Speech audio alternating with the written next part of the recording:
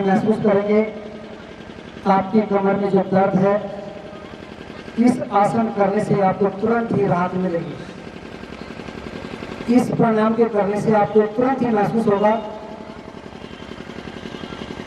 और इस धीरे धीरे पैर को उठाते हुए आप इसी तरह क्रिया को बदलेंगे।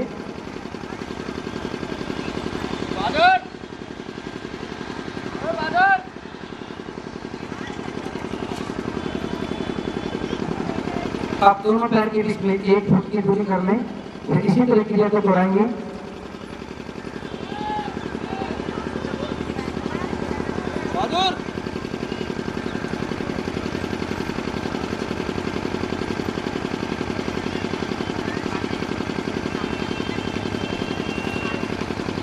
अब नीचे दोनों पैर को नीचे, हाथ अपनी जगह रहेंगे, सीधे पैर को उठाएंगे और ले जाएंगे उल्टे हाथ की तरफ। उल्टे हाथ से पैर का मुद्दा पकड़ते हुए गर्दन की दिशा में।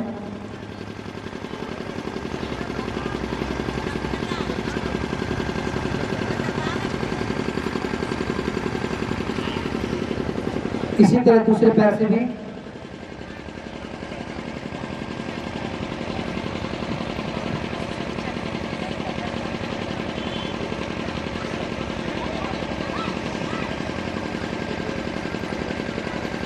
अब इसे करेंगे पवन मुक्तासन। सीधे पैर को मोड़ेंगे, दोनों हाथ से पकड़ते हुए प्रयास करें घुटने से नाक लगाएं।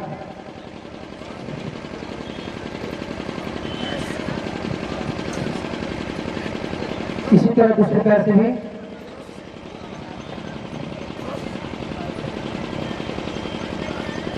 अब दोनों घुटनों को एक साथ।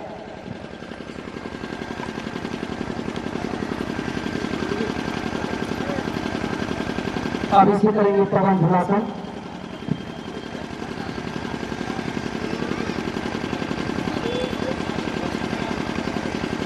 अब इसे दाएं बाएं उड़ जाएंगे। आपको कमर में जो दर्द है बहुत ही आराम मिलेगा। कमर में कितना भी दर्द हो, ये क्रिया आप कर ले तो तुरंत आराम मिलेगा क्रिया करने से। अब इस शवासन में दोनों हाथ को नीचे लाएं, बिल्कुल सर की मुद्रा में आ जाएंगे। पूरे शरीर को ढीला छोड़ते हुए पैर की कलाइयां पिन ले जाएंगे। सबको ढीला छोड़ते हुए दोनों हाथ लिए, गर्दन में ढीलापन, पूरे शरीर को ढीला छोड़ते हुए और कुछ सेकंड के लिए अपने प्राणवायु को बाहर निकाले। मन रूपी गंगा में डुबकी लगाते हुए और आध्यात्मिक योग दृष्टि में प्राणवायु के द्वारा अपने शरीर को समझने का प्रयास करें कि मैं कौन हूँ, मेरी आत्मा क्या है, परमात्मा क्या है। मेरे शरीर के अंदर 72 करोड़ 72 लाख 10,000 जो नाड़ियाँ हैं, 10 मुख्य हैं, 3 प्रधान हैं, ईड़ा पिंगला सुषुम्ना नाड़ी। ये सभी हमारे शरीर के अंदर अपना कार्य कर रही हैं। हम उनको ठीक रखने के लिए क्या हमें करना है, कैसे ठीक करना है, हमारे अंदर क्या बीमारी है, अपने संपूर्ण अंग को निहारते हुए अपने संपूर्ण स्वास्थ्य की मंगल कामना करते हुए यहीं पर अपने परमपिता परमात्मा से अपने स्वास्थ्य की मंगल कामना करते हुए दोनों हाथ ऊपर उठाते हुए हथेली को मलेंगे।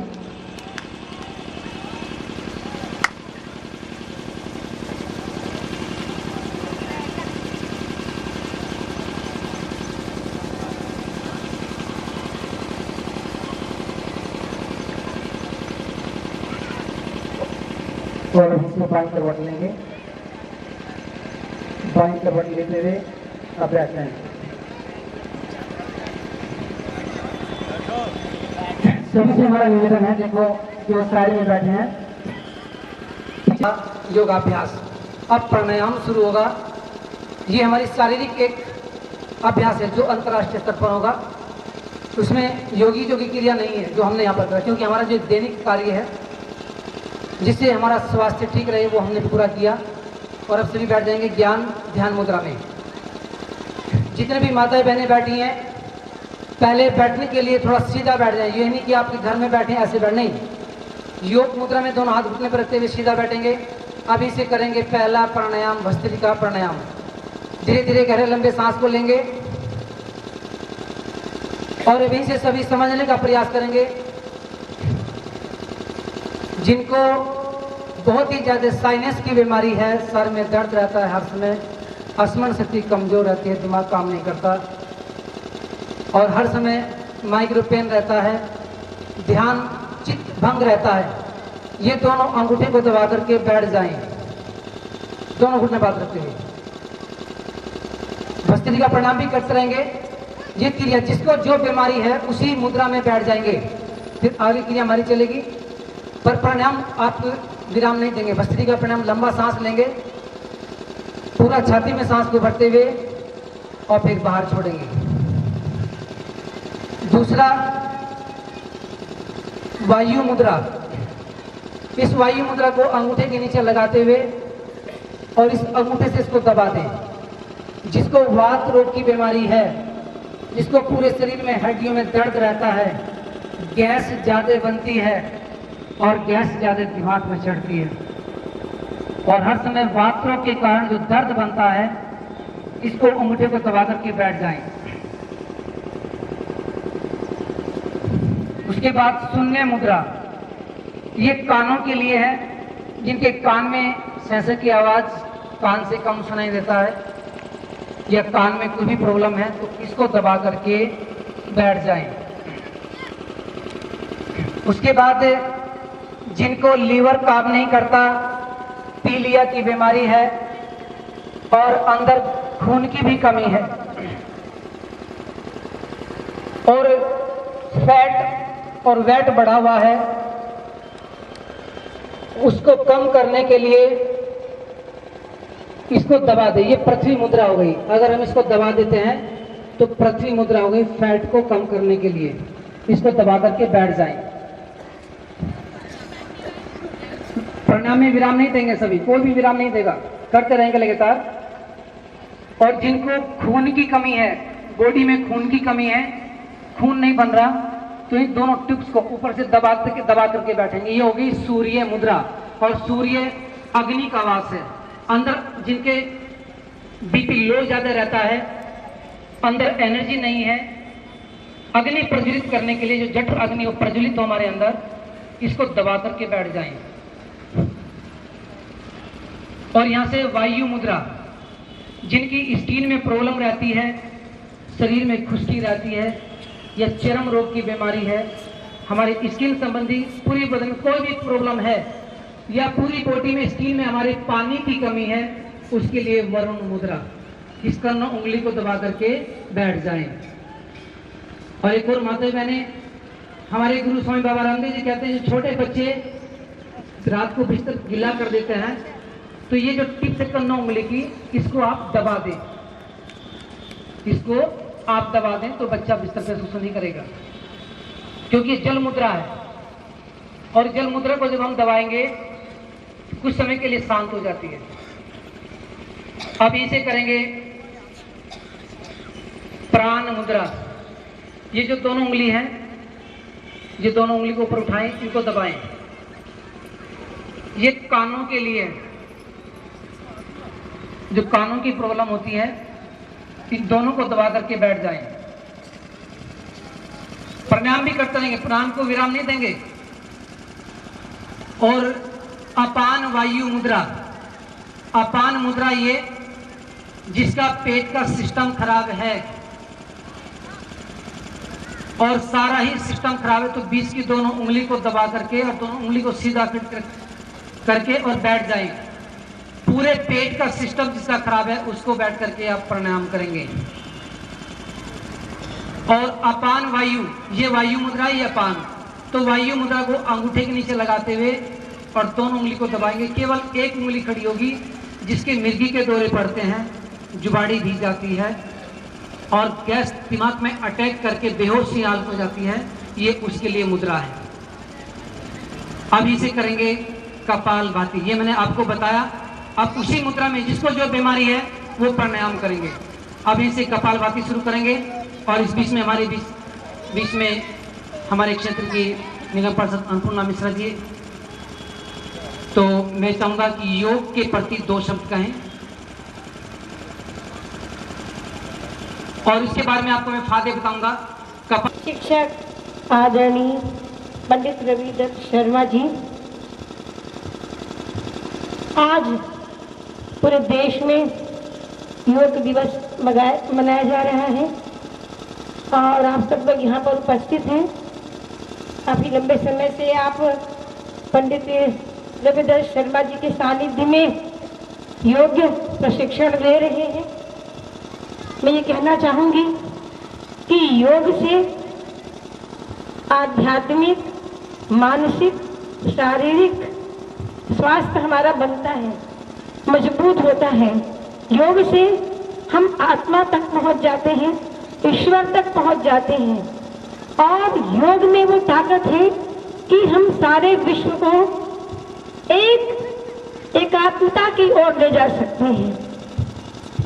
जो लोग कहते हैं, अभी बीच में बहुत चर्चा चली कि हम सूर्य नमस्कार नहीं करेंगे, इस सब इतनी तरह की भ्रांतियां समाज में कुछ संप्रदाय के द्वारा फैलाई जाती हैं, परंतु हमारा योग को धर्म, जाति, संप्रदाय से अलग होकर देखना चाहिए, क्योंकि यह पूरी विश्व दृष्टि के समक्ष सबको ला के सार में एक आत्मता की ओर ले जाने वाली प्रक्रिया है।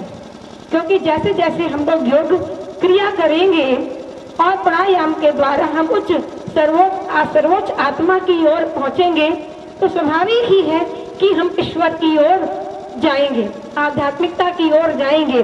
तो जहां हमारा आध्यात्मिक विकास होगा, हमारा मानसिक विकास होगा, हमारा शारीरिक विकास होगा, तो निश्चित तौर पर हम योग के माध्यम से जहां हम स्वस्थ होंगे, निरोग काया को प्राप्त करेंगे, तो वहीं हम स्वस्थ समाज को भी, उसका भी निर्माण लगातार करते करते चले जाएंगे और ये हम और आप सबको पता भी नहीं चलेगा कि हम लोगों ने मिलके कब और कैसे योग के माध्यम से पूरे समाज को स्वस्थ समाज के रूप में हम लगातार निर्मित करने की प्रक्रिया में किस तरीके से अग्रसर होते जा रहे हैं और हम ईश्वर के करीब भी जा रहे हैं। हमारा मानसिक विकास भी होता है। जैसे अभी पंडित रविदत्त शर्मा जी बता रहे थे कि योग की विभिन्न क्रियाओं, मुद्राओं के माध्यम से हम अपना बौद्धिक विकास कर सकते हैं, मानसिक विकास कर सकते हैं, शारीरिक विकास कर सकते हैं और जो भी हमारे शारीरिक, मानसिक में जो भी कमी है, विकलांगता है, उस सबको हम इन क्रियाओं के द्वारा दूर कर सकते हैं। हमें किसी एलोपैथिक डॉक्टर की शरण में जाने की जरूरत नहीं है, क्योंकि हमारे शरीर के भीतर ही वह क्षमता है कि हर प्रकार के रोगों का निदान हम अपनी इन यौगिक क्रियाओं के माध्यम से कर सकते हैं और स्वस्थ लाभ प्राप्त कर सकते हैं, निरोगी काया को प्राप्त कर सकते हैं और आध्यात्मिकता की ओर अग्रसर होते हुए हम देश और समाज की सेवा भी अच्छी तरीके से कर सकते हैं। और एक दिन मैं ये कहना चाहती हूँ मेरे साथियों कि हम अपने, चाहे वो हमारे महर्षि रमन महर्षि हों और हम उनकी परंपरा को, योग की, पतंजलि की योग परंपरा को हम पूरे विश्व में फैल ही रहा है, लगा सकते हैं और योग के माध्यम से हम अपने भारत का जो वैभव है, पुनर्वैभव, उसका हम उस दिशा में बढ़ते हुए जा सकते हैं।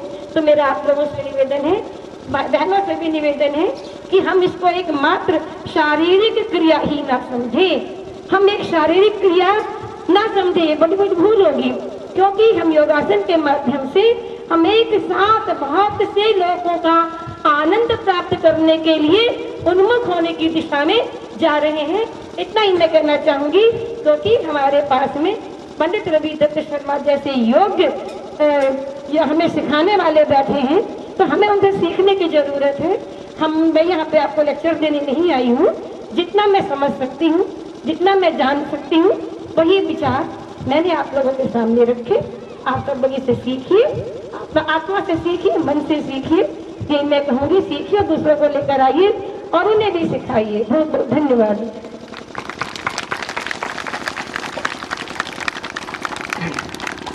और सभी करते रहेंगे कपालभाति को। देखो, आज ये पूरा विश्व से योग दिवस को मना रहा है और आपको समझना है। और मुझे जो ज्ञान गुरु से मिला है अब उसका ध्यान सभी माताओं बहनों से मेरा निवेदन है हाथ जोड़ के कि अब सभी अपने मन को स्थिर यहाँ पर लाएं, छोड़ दें। हमारी माताएं बहनें अपने आप को फ्री करें। अब हमें अपने पति के घर बच्चों को रोटी नहीं बनानी, अभी 1-2 घंटा अब हमें यहाँ बैठ करके हमें समझना है। सभी पुरुष वर्ग भी अपना शांत होकर के बैठ जाए।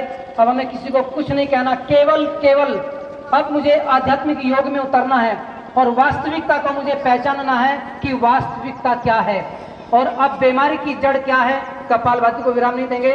मेरे बंधुओं, माताओं, बहनों, आप सबको मैं पूर्ण आत्मविश्वास के साथ कहना चाहता हूं, सब बीमारी की जड़ और उसका मूल कारण है केवल पेट। और वो केवल पेट को आप ही ठीक कर सकती हैं केवल खाने से, आहार विहार से। संक्षिप्त में आपको मैं बताता हूं कि बीमारी होती कैसे और कपालभाति को विराम नहीं देंगे। और सभी हमारे से निवेदन है कि राजू जी, टाटपट्टी को खोल दीजिए। आप उसको किस लिए खोला, आगे इसका लाभ आपको मिलेगा। 2 बातें मैं आपको कहना चाहता हूं कि जितना ज्ञान हुनर आपको ऐसे कोई छीन नहीं सकता। तन से कपड़े उतार लेंगे, घर से बेघर कर देंगे, मगर आपके पास ज्ञान है, विवेक, बुद्धि है तो आप कहीं भी कार्य कर सकते हैं। और आपके पास ज्ञान नहीं है तो आप कुछ नहीं कर सकते। ऐसे योग में हमारे जितने भी ऋषि मुनि हुए हैं वो इस योग के माध्यम से ही ऊपर उठे हैं और ऐसे उठे हैं कि अनंत काल तक वो अजर और अमर हो गए हैं केवल योग के बल पर। तो सभी आप योग के बारे में समझे और कपालभाति को विराम नहीं देंगे। ये हमारा 10 मिनट का पैकेज है और आप सभी 5 मिनट के लिए अब अपनी अंतरात्माओं में मन को स्थिर करते हुए अपनी मन रूपी गंगा में डुबकी लगाएंगे। अब बीमारी हमारे अंदर होती कैसे है आप सभी समझने का प्रयास करेंगे और कपालभाति को विराम नहीं देंगे। सभी जितने भी, सबसे हमारा निवेदन है हाथ जोड़ करके जो साइड में बैठे हैं वो भी थोड़ा नीचे आ जाए। माताएं बहनें भी क्रिया को करें। देखो, सुनने से लाभ नहीं होगा, करने से लाभ होगा। अब सभी आध्यात्म योग में कपालभाति करते हुए मैं संक्षिप्त में विस्तार से आपको बताता हूँ, आप थोड़ा ध्यान से सुनेंगे और कपालभाति भी करते रहेंगे। देखो, सबसे पहले हमारे पेट में जो गैस बनती है वो केवल मल के द्वारा बनती है। पेट हमारा कब्ज रहती है, 24 घंटे में हम 1 बार जाते हैं, दिन भर हम खाते रहते हैं, पर जाते 1 बार हैं और वो भी चले गए तो चले गए, नहीं तो जयराम जी की। ये हमारा आंतों में जब सूख जाता है तो उसमें परत जम जाती है और हमारी आंतों की लंबाई 32 फुट है। अगर 32 फुट आंतों को खोल दिया जाए, आंतों को तो 32 फुट लंबाई है। उस 32 फुट में हमारे जो मलाशय में मल सूख जाता है उसके ऊपर परत जमनी शुरू हो जाती है तो वो गैस का कारण और रूप धारण कर लेती है। जब हमारे पेट में गैस बनती है तो पेट हमारा बाहर आने लगता है।